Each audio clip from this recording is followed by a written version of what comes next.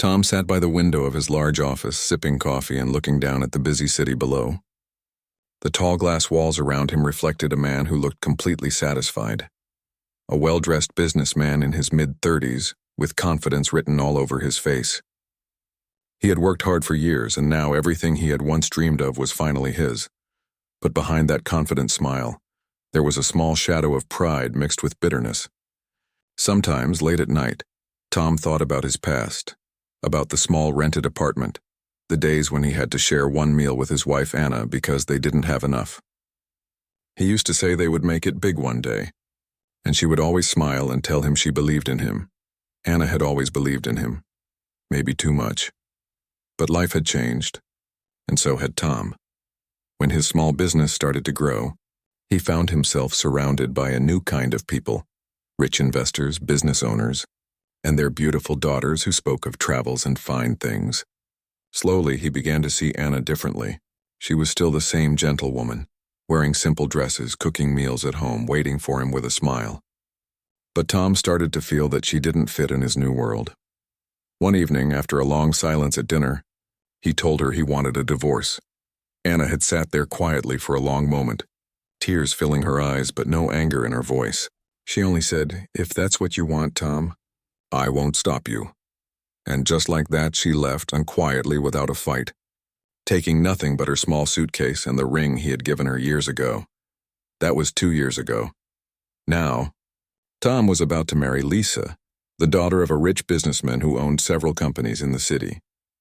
She was beautiful, well-dressed, and always confident. To everyone, she was the perfect match for Tom.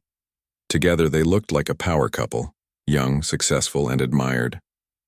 The wedding was going to be grand, held at one of the most expensive hotels in town. Everyone who mattered was invited, business partners, family, friends, even a few reporters who wanted to cover the event. As Tom sat at his desk going through the guest list, he suddenly stopped at one blank space at the bottom of the page. He smiled a little and called out to his secretary. "Maria, can you please add one more name to the list?" He said, "Of course, sir." "Whose name?" "Anna," he said with a small laugh. "Anna Miller. My ex-wife." Maria looked surprised.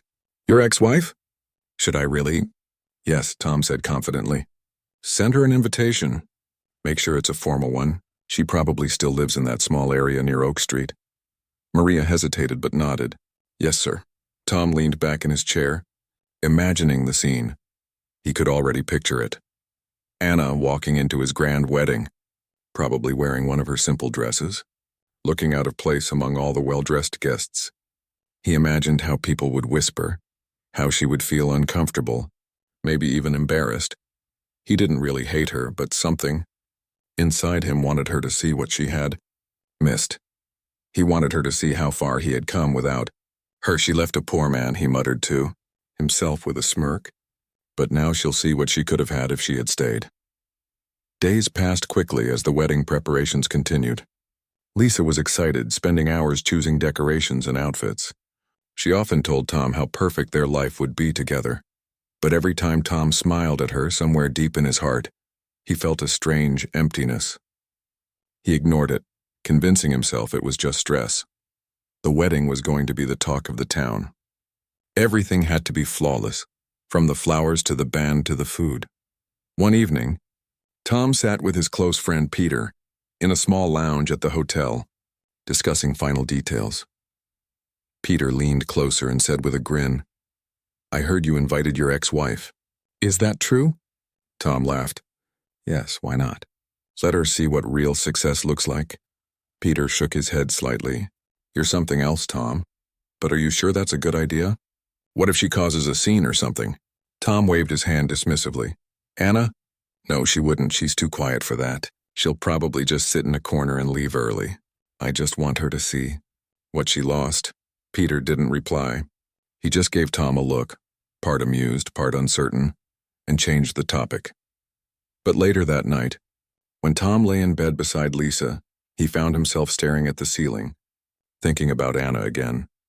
He tried to remember her face the last time he saw her.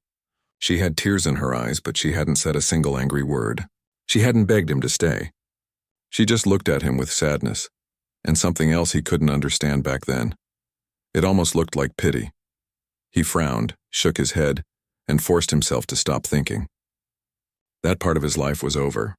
A week later, the invitations were sent out. Somewhere across town, in a small but neat house with white curtains, Anna received hers. She was sitting at her dining table with her 3 children, 2 boys and 1 girl, all around the same age. Their laughter filled the small house. The letter lay unopened for a while. She was helping the children with their homework when she noticed it. The gold envelope with Tom's name caught her eye. She opened it quietly. As she read the invitation, her children looked at her curiously. "Mom," said the little girl. "What's that?" Anna smiled faintly. "It's a wedding invitation." "Whose wedding?" one of the boys asked. She looked at the letter again. "An old friend's," she said softly. She didn't say Tom's name. She didn't need to. Her heart already knew. For a moment she felt a wave of memories. The days when they used to eat together at a small table, dreaming about a better future. The nights when she stayed awake sewing clothes to help him. The time he said, "When I become successful, I'll give you everything you deserve." And then the day he walked away without looking back. Anna closed her eyes for a moment, then took a deep breath and smiled again. Life had changed since then. After the divorce, she had nothing. No money, no home, and no job. But she had determination. She started small, sewing clothes at home for neighbors, then selling handmade items at local fairs. Over time, people noticed her skill and kindness. A small business owner had offered to partner with her, and from there her life slowly began to rise again. Now, 2 years later, she owned a small but growing fashion company that employed several women from her neighborhood. She wasn't rich like Tom, but she had peace and love. Her children were her world, and every day she felt proud of how far they had come together. She looked at the invitation again.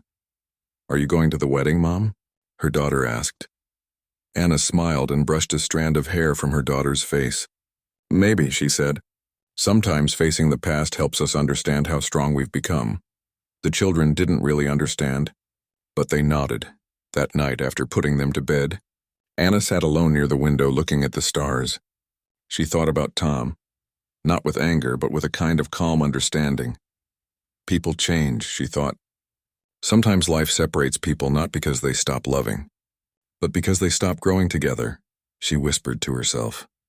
Maybe it's time he sees that I'm not the same woman he left behind. Her eyes fell on the picture of her children on the table, smiling brightly. "We'll go," she said quietly, but not to show off, just to show that we're doing fine. The next morning, she called her assistant to cancel a few appointments for the wedding day.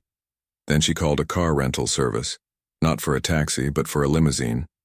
It wasn't pride. It was dignity. If Tom wanted to show her how far he had come, she would show him something different. Not wealth, but grace. Meanwhile, Tom's days were filled with excitement. Lisa had chosen her dress, the photographers had been booked, and the wedding hall was being decorated beautifully. Everything seemed perfect, but when Maria came into his office to confirm the guest list, she hesitated again. "Sir," she said softly. "The invitation to Anna Miller. It was delivered." Tom smiled. "Good." Maria looked like she wanted to say something, but then she just nodded and left. Tom leaned back in his chair, imagining her face when she would walk into the hall. He laughed quietly to himself. "She'll understand now," he thought. "She'll finally see the difference between us." But what Tom didn't know was that the woman he thought of as poor and forgotten was no longer the same. She had built a new life, one filled with strength, peace, and quiet success. And when she arrived at that wedding in her limousine, with her 3 little children holding her hands, the world around Tom would fall silent. He had invited her to disgrace her, but fate was preparing something entirely different, something that would change the way he saw her forever. The morning of the wedding was bright and calm. Sunlight slipped through the tall glass windows of Tom's large house, lighting up the white flowers and golden ribbons that decorated every corner. The smell of fresh roses filled the air. It was the perfect day. At least that's what everyone said. Tom stood in front of the mirror, adjusting his black suit for what felt like the 100th time. He smiled at his reflection, though something in his chest felt heavy. "You look perfect," said Lisa, stepping into the room. She was wearing her silk robe, her hair half done, glowing with excitement. Tom turned and smiled.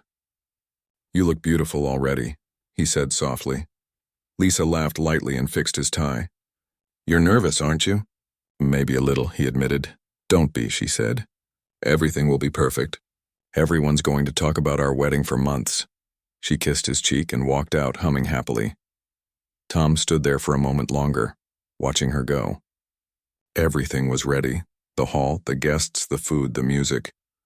But for some reason, his heart felt unsettled. He shook his head, trying to clear the thought. It was probably just pre-wedding nerves. By noon, guests began arriving at the hotel. Expensive cars lined the entrance. The hall was decorated beautifully. Golden chandeliers sparkled above, soft music played, and servers carried trays of drinks. Everyone smiled, laughed, and congratulated Tom and Lisa. Tom stood near the stage, greeting people. He looked around the crowded room proudly. Everything was as he had imagined: elegant, grand, and full of people who mattered. Then, as he was speaking to a business partner, he noticed something unusual. A soft murmur started near the entrance. People began to turn their heads. The sound of camera flashes, footsteps, and quiet whispers spread through the hall like a wave. Tom frowned slightly. "What's going on?" His friend Peter, standing nearby, looked toward the entrance and froze. "You might want to see this," he said. Tom turned. A sleek black limousine had stopped right in front of the entrance. The driver stepped out and opened the door. From inside, a woman stepped out slowly, graceful, calm, and confident. It was Anna. But she didn't look like the woman Tom remembered. Her simple clothes were gone. Instead, she wore a soft cream-colored dress that flowed around her like light. Her hair was styled neatly, and a small diamond pendant rested on her neck. She looked elegant but not proud, beautiful but humble. Beside her, 3 little children stepped out, 2 boys and a girl dressed in matching clothes. They held her hands tightly, their faces glowing with excitement. Gasps spread through the crowd. Some people whispered, others smiled, surprised. Tom's heart began to pound. He felt rooted to the ground, unable to move. Lisa, standing a few steps away, turned to look at him sharply. "Who is that?" she asked, though she already guessed. Tom swallowed. "That's Anna." Lisa's eyebrows lifted. "Your ex-wife." He nodded slowly. Lisa crossed her arms and gave him a cold look. "You invited her, didn't you?" Before Tom could reply, another murmur rose from the guests. Anna was walking into the hall. Every step she took was calm, confident. Her smile was gentle, her eyes soft. She greeted the ushers politely and walked through the rows of tables holding her children's hands. Tom's heart beat faster as he watched her. He couldn't understand it. She looked completely different. There was no trace of sadness or bitterness in her eyes. Instead, there was peace. Some guests turned toward Tom and whispered. Others smiled politely at Anna. The entire room seemed to watch her as she walked in. The children looked around with wide eyes, clearly amazed by the lights and flowers. Anna stopped near the front where a seat had been reserved for her. The usher, unsure how to behave, bowed slightly and guided her to the table. She thanked him with a kind smile. Tom tried to focus on the ceremony, but his thoughts kept drifting toward her. He remembered the last time he had seen her, crying quietly when he told her it was over. But now, looking at her, it was as if she had erased all the pain from her life and replaced it with grace. He felt uneasy. Lisa noticed his distracted face and whispered sharply, "Stop staring. People are watching." Tom nodded quickly and forced a smile, greeting more guests. But no matter how much he tried, his eyes kept finding their way back to Anna. As the ceremony began, Anna sat quietly with her children. They clapped politely and smiled. She didn't look uncomfortable. In fact, she looked proud. The little girl leaned close to her. "Mom, is this your friend's wedding?" Anna smiled softly. "Yes, dear." The boy on her left whispered, "It's so big." "Do you know the man?" Anna's eyes flickered toward Tom for a moment, then back to her children. "Yes," she said simply. "We used to know each other." She said no more. Her calmness was almost radiant. Some guests who had known her from years ago couldn't believe the change. One woman whispered to her husband, "That's Anna? She used to be so shy and quiet. Look at her now." Tom overheard parts of the whispers. Instead of feeling proud, he felt something strange, something that almost felt like regret. He remembered how she used to wake up early to make breakfast for him before she went to work, how she would encourage him when his business was failing, how she would stay up late waiting for him to come home from meetings, and he remembered how easily he had walked away from all of it. During the dinner, Tom finally couldn't resist. He walked over to her table. Anna looked up when she saw him, her expression warm but calm. "Hello, Tom," she said. He forced a smile. "Anna, I didn't think you'd come." "You invited me," she said gently. "It would have been rude not to." He looked at the children beside her. "And these are my children," she said proudly. "My triplets," Tom blinked. "Triplets?" She nodded. "Yes, they're my joy." The children smiled shyly at him. "Hello," one of the boys said softly. Tom smiled awkwardly. "Hello there." He looked back at Anna. "You look different." "Time changes people," she said. "Life teaches us things we never expected." Tom shifted uncomfortably. "You seem to be doing well." Anna's smile didn't fade. "I'm happy, Tom, that's what matters." Tom tried to sound casual. "That limousine, it was impressive." "It belongs to the company I work with," she said simply. "They sent it to pick us up," he frowned. "Company?" She didn't explain further. She only said, "Life gives us chances, Tom. Sometimes we lose something to find something better." Her words felt calm, but they struck deep. He stood there for a moment, unsure what to say next. Then Lisa called his name from across the hall, her voice sharp. Anna smiled politely. "You should go." "It's your special day," Tom nodded slowly. "Right, yes." As he walked back toward Lisa, he could feel his heartbeat still uneven. He didn't know why her calm voice affected him so much. Throughout the evening, people continued to notice Anna. Some of Tom's business friends even went to greet her. She spoke politely, answered with kindness, and laughed softly at small jokes. Her children sat quietly beside her, eating their food neatly. Every time one of them needed something, she gently helped them without breaking conversation. It was clear to everyone that she was not just doing fine, she was doing well. At one point, an older man walked up to her table. "Mrs. Anna," he said with a smile, "I didn't know you would be here. I wanted to thank you again for helping our charity last month. Your company's donation helped so many families." Tom, who was nearby, froze. Anna smiled humbly. "It was our pleasure, Mr. Lewis. I'm happy we could help." The man nodded. "You're doing wonderful work. Your fashion designs are making a real difference. You should be proud." "Thank you," she said gently. Tom stood still for a moment, his mind spinning. Her company? Fashion designs? He didn't even know she had a business. Lisa came up beside him and whispered, "Seems like your poor ex-wife is doing quite well." Her tone was cold. Tom didn't reply. He just stared at Anna, who was now laughing softly with her children. Something deep inside him, something he thought had died long ago, stirred again. But it wasn't love or jealousy. It was realization. He had once left her because he thought she didn't fit into his successful world. But now she had built her own world, one filled with dignity, peace, and true success. As the night went on, the music started again. People danced, laughed, and celebrated. Tom joined them, but his heart wasn't in it. His eyes kept finding Anna in the crowd, calm, smiling, surrounded by people who admired her not for wealth, but for warmth. At the end of the evening, Anna stood up to leave. Her children held her hands again. Tom watched as the limousine door opened and she turned one last time toward the hall. Their eyes met briefly. She smiled, a kind, peaceful smile, then stepped inside and closed the door. The car drove away slowly, disappearing into the quiet night. Tom stood there for a long time, not moving. He had invited her to humiliate her, but instead, she had arrived like a queen and with grace, love, and quiet pride. And for the first time in years, Tom felt small. He didn't know what the future would bring. But one thing was certain.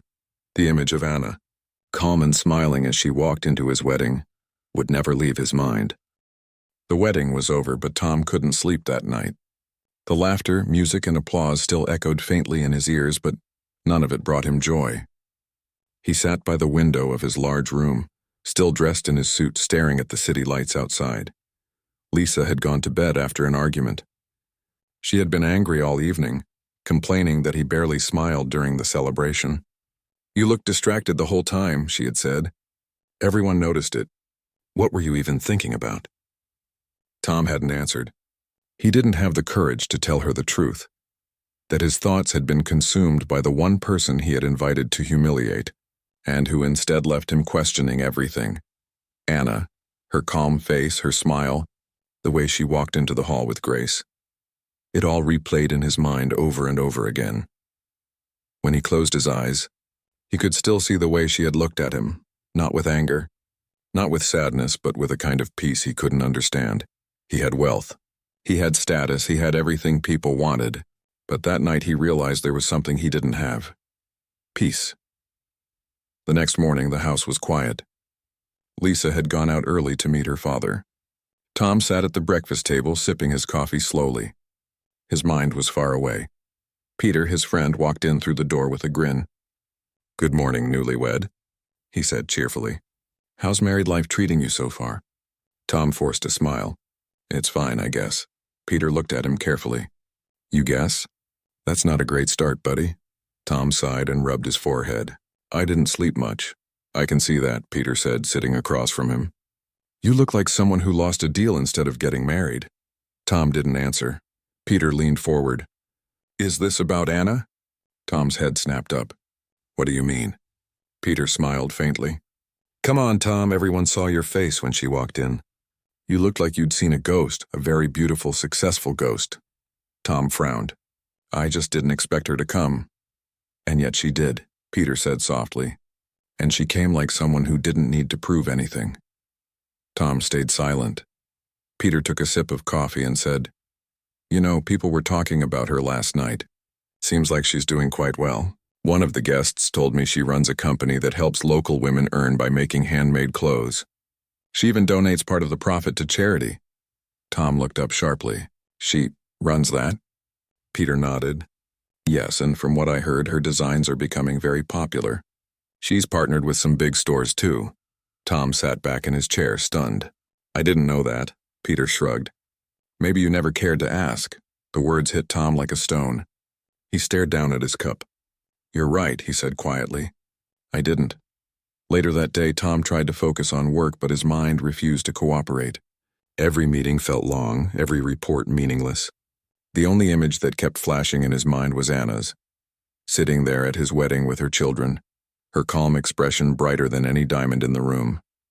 At lunch, he called Maria, his secretary. "Do you still have the contact number for Anna Miller?" Maria hesitated. "Yes, sir. Would you like me to call her?" Tom thought for a moment. "No, just send me the address." "Of course, sir." When he received the address, he stared at it for a long time before leaving the office. He didn't know what he would say if he saw her, but something inside him told him he had to go. The small neighborhood where Anna lived was quiet and green.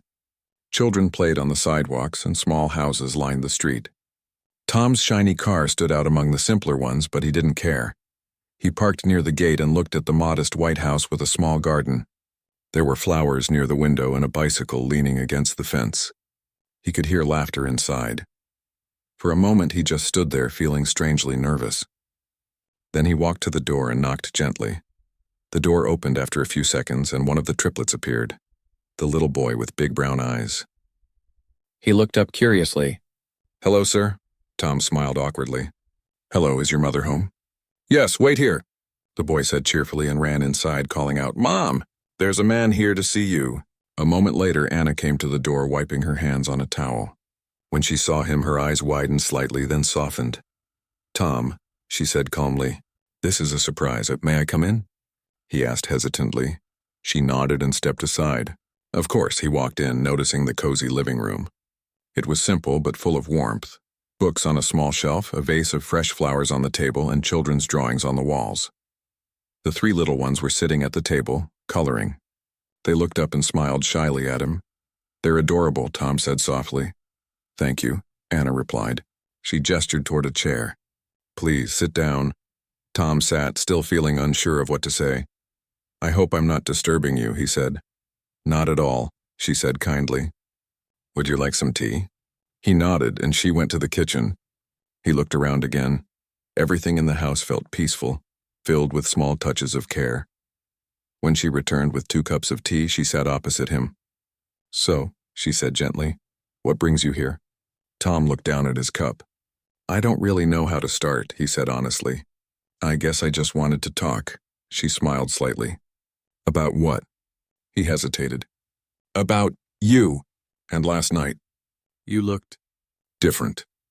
I mean, you've changed so much. Anna looked at him quietly. Yes, life changes people. It changed you too. Tom nodded slowly. I suppose it did. There was a long silence. Then he said, I heard you have a company now. She smiled. Yes, it started small. Just me and a few neighbors sewing clothes. Now we sell in stores across the city. It's not huge, but it helps a lot of people. That's amazing, he said sincerely. You've done well. Anna looked at him with kind eyes. Tom, success isn't just about money. It's about peace. It's about knowing that what you're doing makes life a little better for someone else. Her words made his throat tighten. I wish I had understood that before. She didn't say anything, just sipped her tea quietly. After a while, he said softly, I'm sorry, Anna, for how I treated you. You didn't deserve that. She looked at him gently. Tom, the past is past. We both made our choices. I don't hold anger in my heart anymore. Her calm forgiveness surprised him. You're not angry? She shook her head. No. Being angry only hurts the person who holds it. I chose to let go a long time ago. Tom looked at her, speechless. For the first time, he realized how strong she truly was. Stronger than he had ever been. The children finished their coloring and came running over. Mom, look, they said proudly, showing their drawings. Anna smiled warmly and praised each one. Her eyes shone with love. Tom watched her, feeling a deep ache in his chest. He had once had this, a home filled with laughter, warmth, and love, and he had thrown it away for money and status. After some time, Tom stood up. I should go, he said quietly. Anna smiled and walked him to the door. It was nice seeing you again, Tom. I hope you find happiness. He nodded. You already have. As he stepped outside, he looked back at her one more time. You know, he said, I invited you to that wedding because I thought I wanted to prove something. But last night I realized I was the one who needed to learn. Anna smiled softly. Life has a way of teaching us when we're ready to listen. He nodded slowly, unable to say more. Then he got into his car and drove away, his heart heavy yet strangely clear. That night, Tom sat alone in his apartment. Lisa was out again, and the silence felt louder than ever. He thought about Anna's home, the laughter, the calm, the warmth. And then he looked around his own place. It was big, beautiful, but empty. For the first time, he understood the difference between a house and a home. He had been so busy chasing wealth that he had lost the very thing that gave life meaning. He whispered softly to himself. She didn't lose anything. I did. And as he stared out of the window, watching the city lights fade into the night, he made a quiet promise in his heart that from that day forward, he would try to become a better man, someone worthy of the respect he had once taken for granted. The days after Tom's visit to Anna's house felt strangely quiet. He went to work as usual, attended meetings, and signed papers, but everything felt different. The things that once excited him, big deals, expensive lunches, new cars, didn't bring him the same joy anymore. Instead, he kept thinking about Anna's small house filled with laughter, about her calm face and her gentle voice when she said, "Success isn't just about money. It's about peace." Those words stayed in his heart like a soft echo that refused to fade. Every night, when he came home to his large, quiet apartment, he felt a deep emptiness that even luxury couldn't fill. Lisa noticed the change too. She had been trying to plan their honeymoon, but Tom kept postponing it, saying he was too busy. One evening, as she sat across from him at dinner, she finally said, "Tom, you've been acting so strange lately. You barely talk. You don't even seem happy. What's wrong?" Tom looked up from his plate slowly. "I don't know," he said honestly. "Maybe I'm just tired." Lisa frowned. "Tired? You were full of energy before the wedding. You used to talk about your goals, your plans. Now you're quiet all the time." He didn't answer. Lisa folded her arms. "Is this about her?" Tom froze. What do you mean? Your ex-wife, Lisa said sharply. Anna, ever since she showed up, you've been different. Don't deny it. Tom sighed and rubbed his forehead. It's not what you think. Then what is it, Tom? She demanded. He hesitated for a long moment before speaking. Seeing her again made me realize how much I've changed, or maybe how much I've lost. Lisa looked at him coldly. You're saying you miss her? No, he said quietly.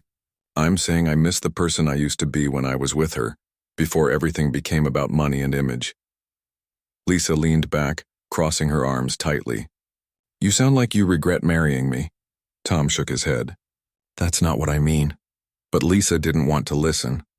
You know what, Tom? Maybe you should figure out what you really want. Because I didn't marry a man who lives in the past. She stood up and left the room. The sound of her heels echoed down the hallway until the door closed. Tom sat there in silence. He knew she was right about one thing. He needed to figure out who he really was now. The next day, Tom went to work early. He stood by his office window looking down at the city as the morning sun rose. For the first time, he didn't feel proud of the tall building or the shiny cars below. He just felt thirsty. He opened his drawer and pulled out an old photograph, a picture of himself and Anna from years ago. They were standing in front of a small apartment, smiling at the camera. Their clothes were simple, their faces a little tired, but their smiles were real. Tom traced the edge of the photo with his thumb and whispered, "When did I lose that smile?" There was a knock at the door. It was Maria, his secretary. "Sir, your morning meeting is in 10 minutes, he nodded. Cancel it, sir," she asked, surprised. Yes, he said firmly. And the rest of the day, too. I need some time. Maria hesitated, then nodded. Of course, sir. Tom stood up, put on his coat, and left the building. He didn't know exactly where he was going. He just knew he needed a change. Hours later, Tom found himself walking through the park near the area where he and Anna used to live. The place was still the same. Children playing, old couples feeding birds, the smell of freshly cut grass in the air. He sat on a bench watching the simple beauty around him. It felt peaceful, something he hadn't felt in a long time. A little boy ran past him, laughing as he chased a red ball. His mother called after him, smiling. Tom watched them and felt his heart ache softly. He thought of Anna's children and how they looked at her with love. He remembered their small voices, their happy laughter, and how gentle she had been with them. He realized something then. Anna hadn't become strong because life was easy. She had become strong because she faced life with courage and kindness. Tom had spent his years chasing success, thinking happiness came from wealth. But Anna had found joy in small things: love, family, peace. He smiled sadly to himself. She was always wiser than me, he whispered. That evening, Tom decided to visit the local charity center he had once donated to, mostly for publicity. He hadn't been there in years. When he walked in, the volunteers looked surprised. "Mr. Tom, it's been a long time," said one of them, an older woman named Mrs. Green. Tom smiled politely. "Yes, it has. How are things here?" Mrs. Green sighed. "Busy as always. We're helping a lot of families this month. But funding is always a challenge." Tom looked around. The center was small but full of life. People packing food boxes, children playing in a corner, volunteers sorting clothes. Something inside him stirred. He rolled up his sleeves. "Can I help?" Mrs. Green blinked. "You want to help?" Tom nodded. "Yes, I have time." At first, the volunteers were hesitant, but soon Tom was helping carry boxes, organize supplies, and talk with the families. For hours, he worked quietly. Not as a businessman, but as a person. When he left that evening, his clothes were dusty, his hands a little sore, but his heart felt lighter than it had in years. Over the next few weeks, Tom began to change. He spent less time at fancy parties and more time doing things that truly mattered. He restructured his company to support community work and offered training programs for people who needed jobs. The employees noticed the difference. He was kinder, calmer, and more patient. But there was still one thing he hadn't done. He hadn't told Anna how much her words had changed him. One afternoon, he decided to visit her again. He brought some books for her children and a small bouquet of white lilies, her favorite flowers. When he reached her house, the children were playing in the yard. They saw him and waved excitedly. "Mr. Tom," they called out. Anna came to the door, surprised to see him again. "Tom," she said softly. "I didn't expect you." He smiled gently. "I hope I'm not disturbing you." "Not at all," she said. "Come in." He stepped inside, handing her the flowers. "These are for you," she smiled, accepting them. "They're beautiful." "Thank you." He looked around and saw the children playing. "They seem happy." "They are," she said.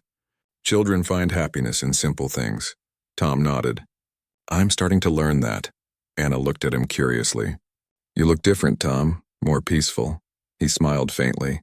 "I've been trying to be." They sat down in the living room. The children were busy drawing quietly nearby. Tom spoke after a moment. "I wanted to thank you, Anna." "For what?" she asked, surprised. "For reminding me what really matters," he said sincerely. "That night at the wedding, I thought I was successful. But when I saw you, calm, kind, and proud, I realized I had lost myself somewhere along the way. You opened my eyes." Anna looked at him gently. "Sometimes life teaches us through pain, Tom. We all lose our way at times.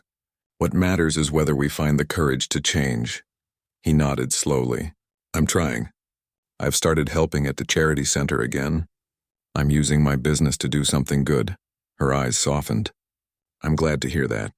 I always knew you had a good heart, Tom. You just needed to listen to it again." Her words touched him deeply. For a moment he couldn't speak. Then the little girl ran up to him holding a drawing. "Look, Mr. Tom. It's you and Mommy." Tom looked down and smiled. The drawing was simple. 2 figures standing in a garden with flowers and sunshine. It made his eyes sting. "It's beautiful," he said softly. Anna smiled warmly. "They like you." Tom looked at her, his voice low. "I like them too." For a while they just sat there in comfortable silence, the soft sound of children's laughter filling the room. When Tom left that evening, he stood outside for a long moment looking at the small house. The sky was glowing orange with sunset, and he felt something he hadn't felt in years: peace. He finally understood that life wasn't about proving others wrong. It was about becoming the kind of person who could look in the mirror and feel proud, not for wealth but for kindness. As he got into his car, he smiled to himself and whispered, "Thank you, Anna." And for the first time in a long while, his heart felt light. Weeks passed and Tom continued to change in ways that surprised everyone around him. The man who once lived only for money and success now found peace in small acts of kindness. He spent his mornings at work, afternoons helping at the charity center, and evenings walking through quiet streets where no one cared about his wealth. He no longer cared about impressing people. He wanted to do things that mattered. His employees began to notice the difference. He smiled more. He listened to people carefully. He treated everyone, from the janitor to the manager, with the same respect. And slowly people's opinions of him changed too. They started to see him not as a proud businessman but as a kind human being. But not everyone was happy with this new Tom, especially Lisa. One evening, Lisa came home late. She found Tom sitting at the dining table reading some charity reports. She sighed loudly. "Again? You're working on those charity papers? Tom, you used to come home talking about big deals and profits. Now it's all about helping strangers." Tom looked up calmly. "Lisa, these aren't just strangers. They're people who need help." Lisa rolled her eyes. "You're starting to sound like your ex-wife." Tom's expression softened. "Maybe that's not such a bad thing." Lisa frowned. "I don't understand you anymore. You've changed so much. You're not the man I married." Tom nodded quietly. "You're right. I'm not. I used to think happiness came from showing off what I had, but now I realize it comes from giving, not taking." Lisa stood silently for a moment, then said coldly, "So what now? You'll just spend your life helping others and remembering your ex-wife?" Tom looked down. "No, I just want to live with peace. I don't expect you to understand, but this is who I am now." Lisa crossed her arms. "I didn't sign up for this, Tom." He met her eyes calmly. "Then maybe you should decide what you really want." The room was silent for a long time. Finally, Lisa turned away. "I think I already have." A few days later, Lisa packed her things and left. She didn't say goodbye, and Tom didn't stop her. There was no anger between them, only quiet understanding that their paths had separated. When the door closed, Tom stood in the empty apartment for a long while. Then he smiled softly to himself. He wasn't sad. He felt free. Free from pretending, free from trying to be someone he wasn't. He looked out the window at the sunset and whispered, "Maybe this is how healing begins." In the weeks that followed, Tom threw himself into his new life with quiet joy. He spent his mornings mentoring young entrepreneurs who came from poor backgrounds, teaching them how to build small businesses honestly. He donated to schools and organized community events. The charity center that once struggled was now thriving, thanks to his support. He didn't do it for attention. He did it because it made him feel alive. One day, Mrs. Green, the older volunteer, smiled and said, "Tom, I've seen many people come and go, but you're different now." "You've found your peace," Tom smiled softly. "Maybe I just remembered what peace feels like." Meanwhile, Anna's small clothing business continued to grow. Her designs were being sold in more stores, and women from her neighborhood had found steady work through her project. But despite her success, Anna remained humble. She still spent her mornings helping her children with schoolwork, and her evenings sewing beside them. She often thought about Tom, not with sadness, but with quiet pride. She had seen the change in him, and it made her happy to know he had found his better self. Sometimes, she received short messages from him, updates about the charity work, pictures of community events, or simply kind notes wishing her well. She always replied politely, and a gentle friendship began to grow between them again. Not as lovers, but as two people who had forgiven each other and moved forward. One sunny afternoon, Tom visited Anna's area again, bringing supplies for the local school. The children cheered when they saw him. "Mr. Tom is here," they shouted happily. Anna came out smiling warmly. "Tom, what a surprise." "I didn't expect you today," he smiled. "I was delivering some supplies and thought I'd stop by. I brought some books for the kids." Her eyes lit up. "That's so kind of you. They'll love it." The triplets ran out, excitedly greeting him. "Mr. Tom, look at our garden.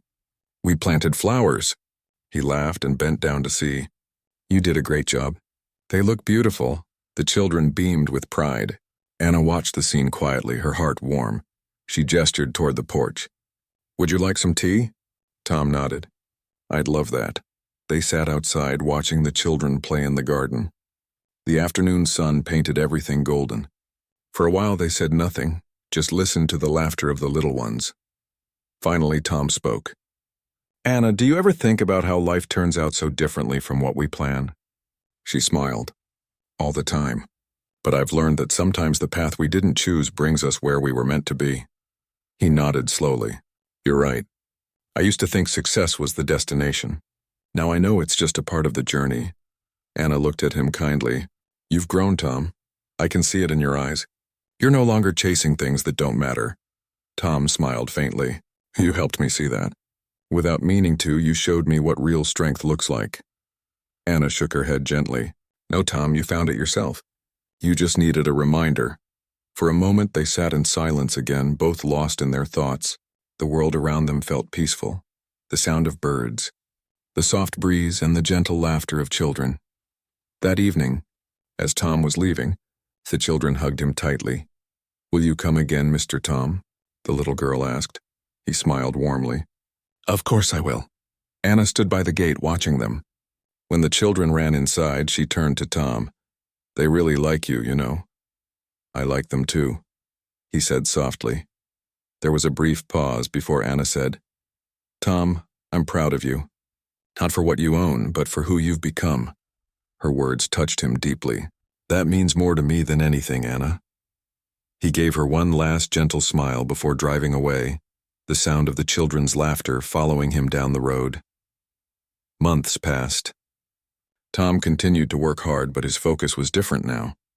He launched a foundation in Anna's honor, the Hope Stitch Project, to support women who wanted to start small businesses. He didn't tell her at first. He wanted it to be a surprise. When he finally invited her to the opening ceremony, Anna was speechless. She stood beside him as he unveiled the sign with her name on it. "Tom," she said softly, "you didn't have to do this." He smiled. "I wanted to. You taught me what real success means. This is my way of saying thank you." Anna's eyes glistened with emotion. "You've truly changed." He looked at her gently. Maybe I just found the right teacher. The audience clapped, and for a brief moment Tom looked at her and felt a calm joy in his heart. It wasn't love like before, and it was something purer. It was respect, gratitude, and peace. Years later, Tom continued his good work quietly. He never remarried, but he was never lonely either. He had found a sense of belonging in helping others. Sometimes he visited Anna's family on weekends. The children had grown. They called him Uncle Tom now. They would tell him stories about school, and he would listen with a smile. Anna often watched them together, her heart full of peace. Life had come full circle. Two people who once hurt each other now stood as friends, stronger and wiser than before. One evening, as the sun set and the sky turned orange, Tom sat in the garden of the charity center. He watched families smiling, volunteers chatting, and children running around. Mrs. Green came and sat beside him. "You look happy," she said kindly. Tom smiled. "I am.